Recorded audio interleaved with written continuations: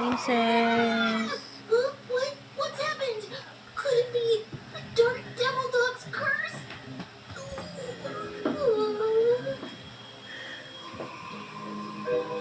Hindi na siya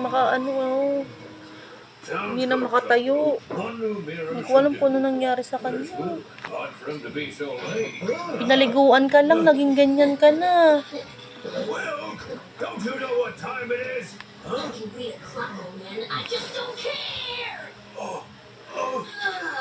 having to come to work is stupid. Princess. Excuse you? Didn't you hear me? I want a snack.